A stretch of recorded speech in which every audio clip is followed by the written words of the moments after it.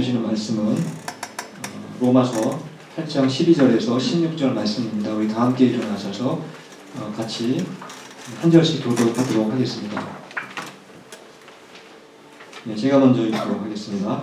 그러므로 형제들아 우리가 빚진 자로되 육신에게 져서 육신대로 살 것이 아니니라. 너희가 육신대로 살면 반드시 주를 거두되 영으로서 몸의 행실을 주시면 사니까. 무릇 하나님의 영으로 인도함을 받는 사람은 곧 하나님의 아들이라. 너희는 다시 심소와 중의 영을 받지 아니하고 양자의 영을 받았으므로 우리가 아빠 아버지라고 부르짖습니다. 다 함께 읽겠습니다. 성령이 친히 우리의 영과 더불어 우리가 하나님의 자녀인 것을 증언하시나니. 앉아주시겠습니다. 요즘 저희 동네에 이제 가끔 지나가다 보면 그 옆집에 있는 이웃들이 백인들이 저한테 평창 올림픽 하면서 손을 들면서 저한테 그렇게 표시를 하는 것을 보았습니다. 지금 한창 한국에서 지금 이제 평창 동계 올림픽이 진행 중인데 특별히 오늘 한 가지 아쉬웠던 것은 이상화 선수가 올림픽 3연속 금메달을 이번에 목표로 했는데 은메달에 그쳤다는 그런 소식도 있었습니다. 이번 전체적으로 그동안 있었던 올림픽 경기에서 저에게 관심을 끌었던 선수는 바로 그 한국계 미국인인 그 클로이 킴이라는 선수입니다.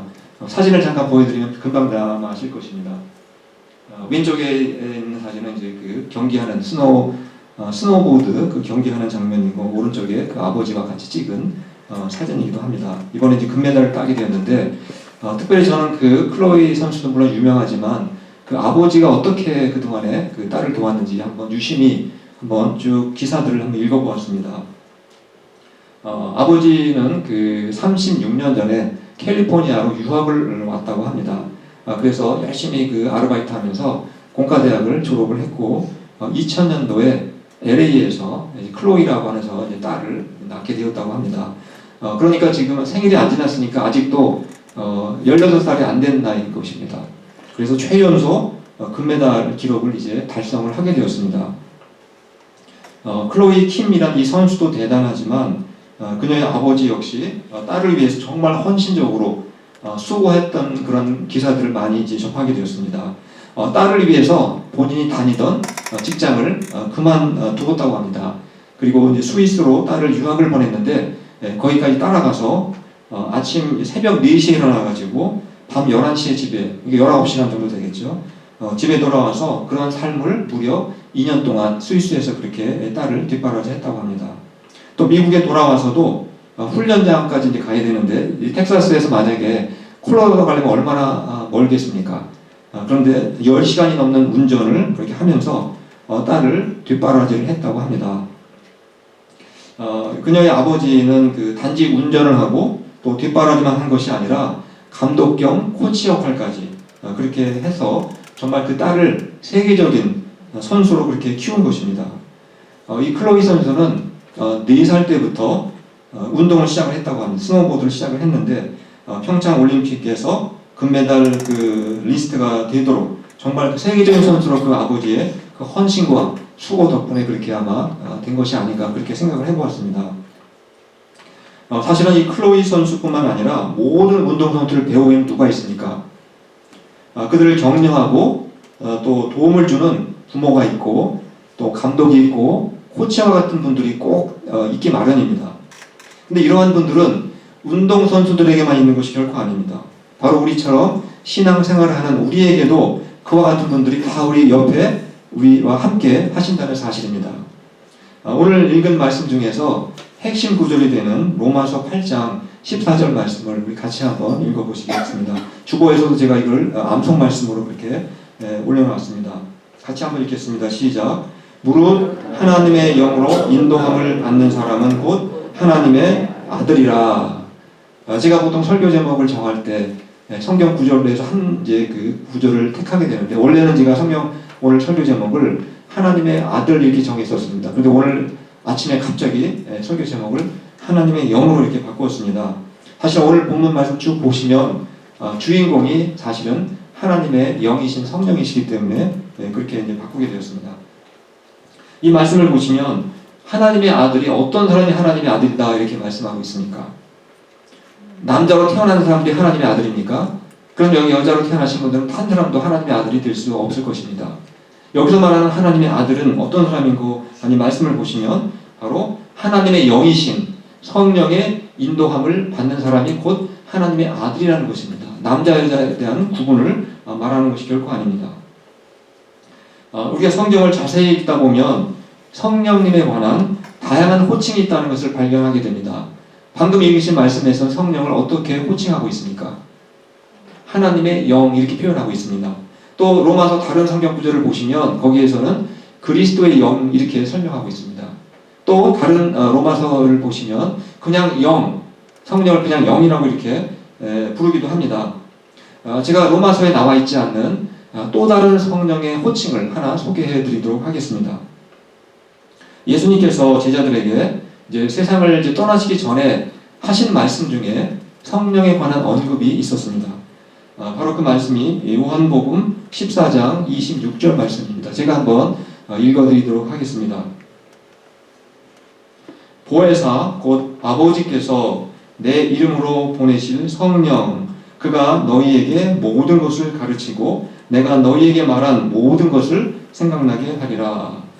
예수님께서 우리에게 성령을 보내주시겠다고 말씀을 하셨는데 성령을 어떻게 호칭하고 있습니까? 앞에 나와 있듯이 보혜사 이렇게 부르고 있습니다.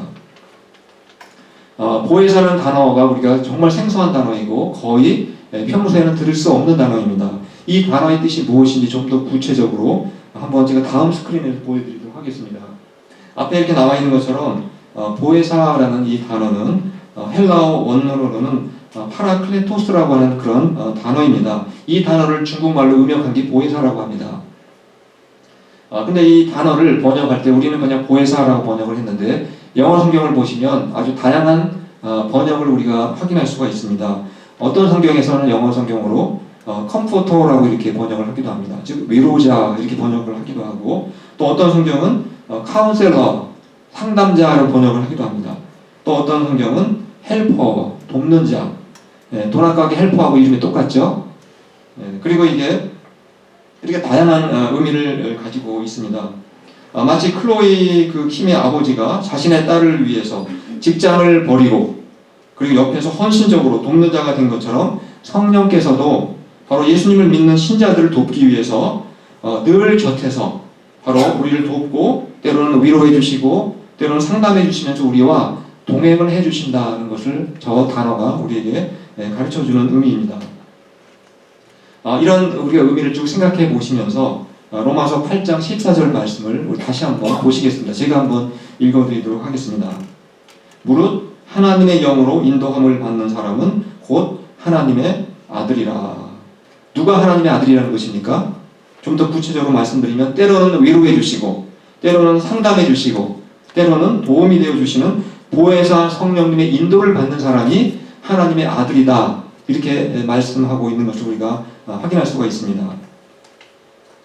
아마 클로이 킴의 그 아버지가 헌신적으로 그렇게 도왔다고 했는데 아마 그 근본 이유는 자기 딸이니까 자기가 낳은 딸이니까 아마 그것이 가능했을 것이라고 생각을 합니다.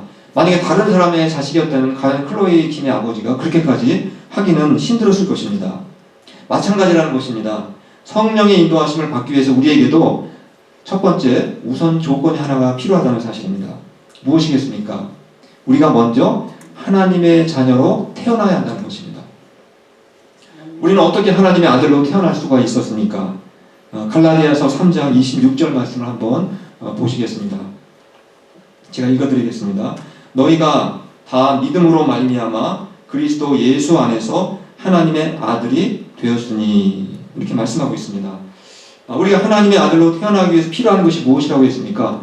엄마 뱃속에 다시 들어가는 것이 아니라 바로 믿음으로 우리는 하나님의 자녀가 되었다. 하나님의 아들이 되었다. 이렇게 말씀을 하고 있습니다. 그런데 이 세상에서 자기의 자식을 낳고 나서 내가 이제 너를 낳았으니까 내가 엄마 아빠로서의 의무를 나는 다 했고 이제부터는 너 혼자 스스로 이 세상을 살아가라. 이렇게 자식을 팽개치는 그러한 부모를 보신 적 있으십니까? 사실 자식을 낳는 일은 시작에 불과한 것입니다. 아이가 태어나면 이제 어떻게 합니까? 엄마가 먹여주고 입혀주고 또 재워주고 온갖 정성을 다해서 자식을 키워나가는 헌신과 수고를 하게 됩니다. 인간 부모도 자식을 낳고 나서 그 자식을 제대로 키워보려고 온갖 희생을 다하면서 수고하는데 영혼의 아버지가 되시는 하나님께서 바로 영혼의 영적인 자식인 우리들을 낳으시고 우리에게 아무런 수고도 하지 않으시겠습니까? 예수님은 세상을 떠나시기 전에 제자들에게 하신 말씀이 있습니다. 제가 앞에 잠깐 스크린을 통해서 보여드리겠습니다. 내가 너희를 고아와 같이 버려두지 아니하겠다. 이것이 예수님이 제자들을 떠나시면서 하신 마지막 말씀이기도 합니다. 그때 하신 말씀이, 이 말씀을 하시고 나서 하신 말씀이 내가 이제 너희에게 보혜사 성령을 보내주겠다. 이런 말씀을 바로 즉시 하신 것입니다. 즉 보혜사 성령께서 오셔서 예수님을 믿는 너희들을 세상 끝날까지 너희들을 위로해 주시고 격려해 주시고 상담해 주시고 도와주실 것이다. 이렇게 말씀하신 것입니다. 바울은 이러한 예수님의 말씀을 오늘 읽었던 말씀에서는 어떻게 표현했습니까? 하나님의 영의 인도를 받는다. 이렇게 표현한 것입니다. 같은 내용을 서로 다르게 표현한 것 뿐인 것입니다. 그럼 좀 더 구체적으로 성령님은 우리를 어떤 방식으로 우리를 도와주시고 우리를 어떻게 인도해 주신다라고 생각하십니까? 클로이 킴의 그 아버지는 딸이 학교에 가고 연습장에 갈 때마다 어떻게 도와줬습니까? 라이드를 해주었습니다. 우리 모든 부모님들 하시는 일 아닙니까? 라이드를 해서 도와주었고 또 그런 이제 감독을 겸했기 때문에 딸이 훈련을 할 때 감독으로서 조언도 많이 해주었을 것입니다. 그런 식으로 도와주었습니다. 그렇다면 성령님은 우리를 어떻게 우리 신자들 도와주시는 것 같습니까? 아침에 무엇을 드시고 오셨는지 모르겠지만 성령님께서 아침마다 일어나 우리에게 오늘은 네가 밥을 먹지 말고 빵을 먹어라. 또 오늘은 김치찌개 먹지 말고 된장찌개 먹어라. 이러한 것을 우리에게 가르쳐 주시고 지시하십니까? 또 우리가 밖에 나갈 때 교회를 갈 때 오늘은 빨간 옷 입고 나가라. 오늘은 뭐 파란 옷을 입고 나가라. 이런 식으로 성령님이 우리에게 인도하시고 지시하신다고 생각하십니까? 어떤 분들은 이렇게 성령의 역할을 이런 식으로 잘못 이해해서 오해하는 경우도 있는 경우를 우리가 볼 수가 있습니다. 그래서 자기가 스스로 결정해도 되는 일까지도 일일이 성령의 특별한 지시가 있기 전까지는 전혀 움직이려고 하지 않는 사람도 있다는 것입니다. 물론 우리가 범사에 하나님의 지혜를 구하는 자세는 너무나 좋은 자세이기는 합니다. 그러나 우리가 매일 어린아이처럼 모든 일에 하나님의 지시만을 기다리는 것은 결코 지혜롭다고 볼 수는 없다고 생각을 합니다. 그렇다면 성령은 우리 신자들을 어떻게 도와주시고 그리고 어떻게 우리를 인도해 주신다고 생각하십니까? 우리는 오늘 이 질문에 대한 대답을 오늘 읽었던 그 성경 본문 속에서 한번 찾아보았으면 좋겠습니다. 먼저 로마서 8장 15절 말씀을 같이 한번 읽어보도록 하겠습니다. 시작. 너희는 다시 무서워하는 종의 영을 받지 아니하고 양자의 영을 받았으므로 우리가 아빠, 아버지라고 부르짖느니라. 첫 번째 성령이 우리를 도우시는 방법 무엇입니까? 신자들로 하여금 무서움과 공포와 두려움과 불안으로부터 우리를 해방시켜 주신다는 것입니다. 이것이 첫 번째 성령이 우리에게 와서 도와주시는 일입니다. 이미 로마서 8장을 시작할 때 저희가 이미 말씀을 읽었지만 성령을 통해서 우리를 무엇으로부터 해방시켜 주셨다고 했습니까? 죄와 사망으로부터, 죄와 죽음으로부터 우리를 해방시켜 주셨다라고 이미 말씀을 해 주셨습니다. 우리가 해방된 사람들의 마음속에 찾아오는 가장 첫 번째 찾아오는 감정이 어떤 반응인 것 같습니까? 이제 내가 살았구나. 이렇게 안도의 한숨을 쉬게 되고 참 평안을 느끼게 되는 거 아니겠습니까? 보통 이제 운동선수들이 실제 그 경기에 들어가게 되면 어떻습니까? 편안합니까? 대개 굉장히 긴장을 하게 됩니다. 그래서 선수들마다 자기의 긴장을 풀어낼 수 있는 여러 가지 다양한 방법들을 개발을 합니다. 음악을 듣는 사람도 있고 자기 스스로 체면을 거는 사람도 있고 여러 가지 방법을 동원을 한다고 합니다. 왜냐하면 훈련할 때에는 그렇게 잘하던 선수가 막상 실제 시합에 들어가게 되면 너무 긴장을 해서 실수를 하는 경우가 있다는 것입니다. 오늘 경기에서 은메달을 딴 이상화 선수도 처음 100m 구간까지는 세계 신기록이었고 그 선수 중에서 1위였다고 합니다. 그런데 막판에 좀 실수를 했다고 합니다. 그렇게 이제 실제로 경기할 때는 굉장히 긴장을 하게 됩니다.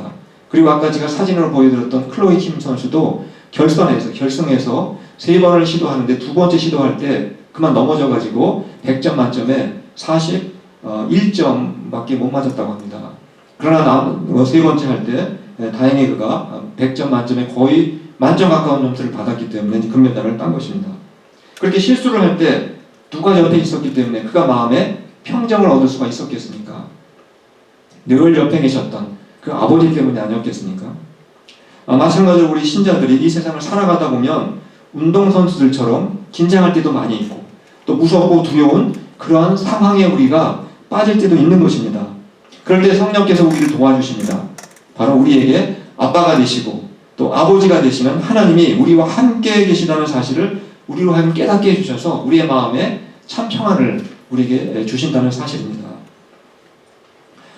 성령님이 이렇게 우리를 무서움과 또 두려움과 불안으로부터 벗어나서 우리에게 평안을 주심으로 우리를 인도해 주신다고 했는데, 두 번째, 그럼 성령님 우리를 또 어떤 방식으로 인도하시는지 우리 한번 로마서 8장 13절 말씀을 같이 한번 읽어보도록 하겠습니다.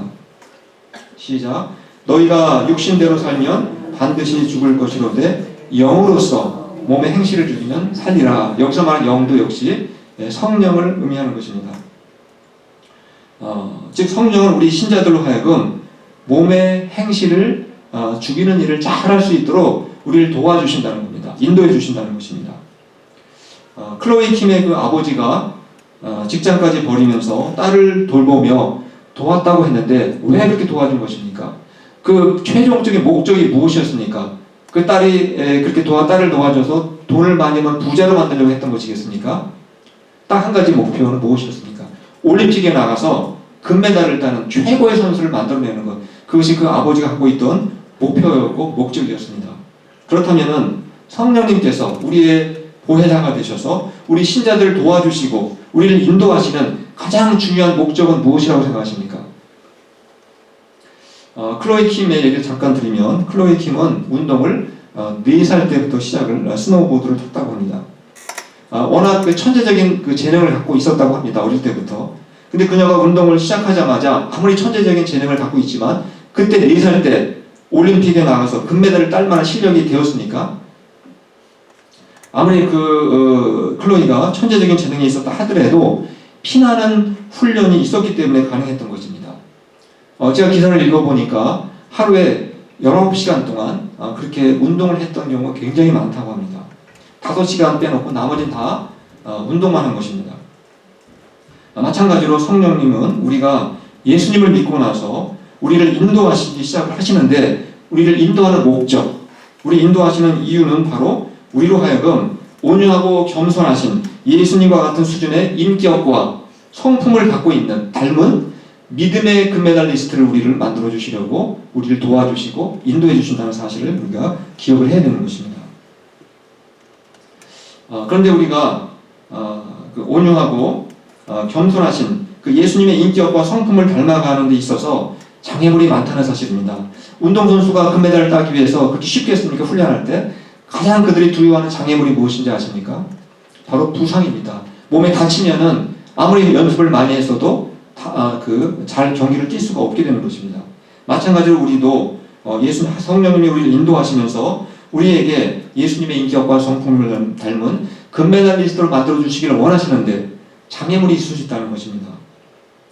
그 장애물이 무엇이냐 하는 것입니다. 가난이겠습니까? 이스라엘 백성들은 광야 생활을 하면서 먹을 것과 마실 것이 부족해서 늘 불평과 불만을 입에 달고 다녔습니다. 근데 그들이 나중에 이제 가나안 땅에 들어갔습니다. 그 땅은 풍족한 땅이었고 그 땅에 들어가 그들은 부자가 되었습니다. 그래서 그들은 이제는 먹는 것이 없어서 마실 것이 없어서 하나님을 원망하고 불평하지는 않았지만 그들은 여전히 가나안 백성들의 부패하고 타락한 죄의 오염이 되어가지고 이제는 우상을 숭배하면서 하나님을 진노하게 만드는 그러한 또 실수를 저지르게 됩니다. 즉 예수님의 형상을 우리가 닮아가고 믿음의 금메달리스트가 되는 데 있어서 가장 큰 장애물은 내가 가난하냐 부자냐가 아닙니다. 또 내가 몸이 건강하냐 병들었냐 하는 것도 결코 아니라는 사실입니다. 바로 우리가 읽었던 말씀처럼 바로 몸의 행실을 내가 어떻게 하느냐에 따라서 우리가 예수님이 성령님이 우리를 인도하시는 그 목적이 이루어질 수가 있다는 사실입니다.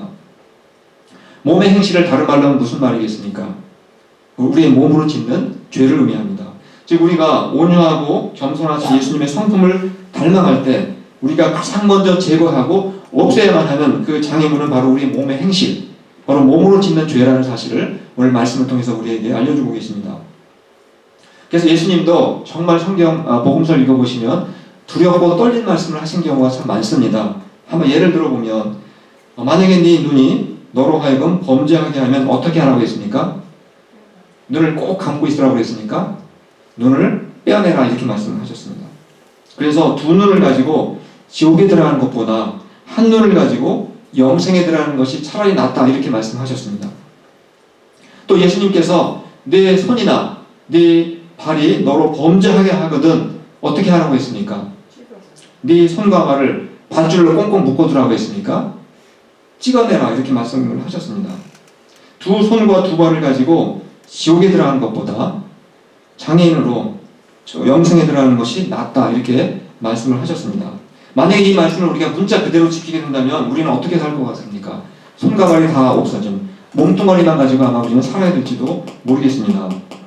또 우리가 예수님 말씀에 근거한다면 우리가 입으로 만약에 범죄하면 어떻게 되겠습니까? 여러분 혀를 뽑아내야 되는 것입니까? 또 우리가 생각이나 우리의 마음으로 생각이나 마음으로 죄를 짓게 되면 어떻게 되겠습니까? 예수님의 말씀에 근거하면 우리의 뇌를 뽑아내야 되고 우리의 심장을 빼내야 되는 것이겠습니까? 우리가 이 말씀을 예수님이 하신 이 말씀을 어떻게 해석해야 되겠습니까? 옛날에는 실제로 이 말씀을 문자 그대로 지킨 사람도 있었다고 합니다. 우리가 이 말씀을 어떻게 바울이 얼마나 우리에게 적절하게 해석을 해주었는지 골로새서 3장 5절 말씀을 같이 한번 읽어보도록 하겠습니다.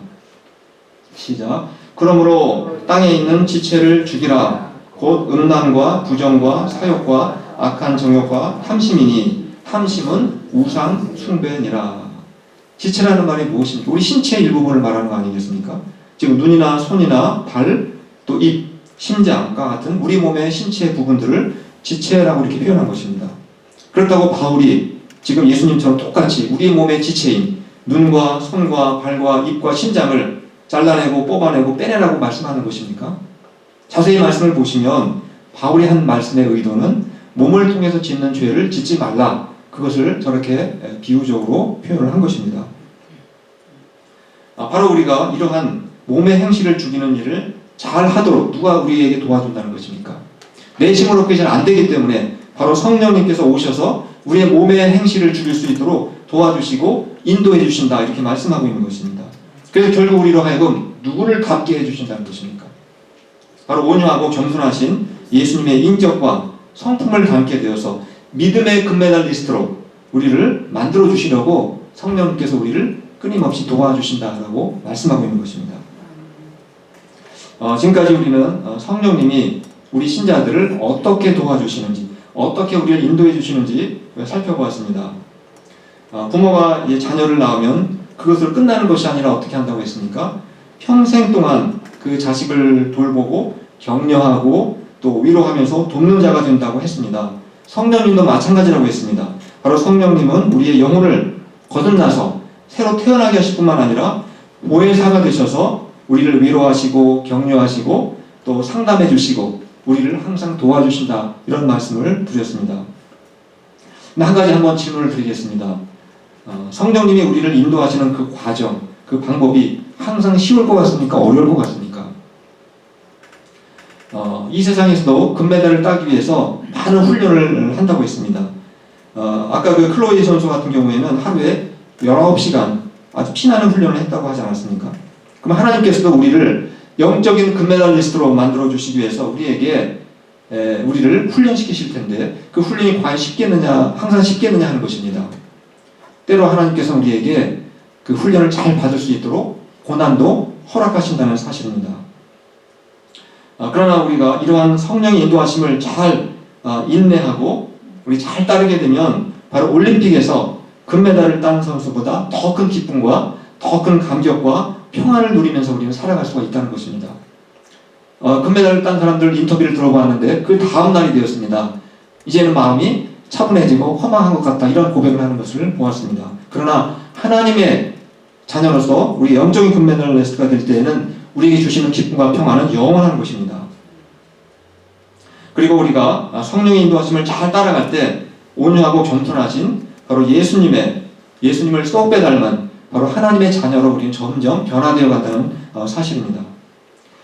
또 우리가 이제 성령님이 우리를 인도하시는데 우리가 그 인도를 잘 따라가기 위해서 고난을 물론 우리에게 허락하시기도 하지만 또 한 가지 필요한 게 있습니다. 학교에 가시면 선생님들이 이제 학생들을 가르칠 텐데 무엇을 가지고 가르칩니까?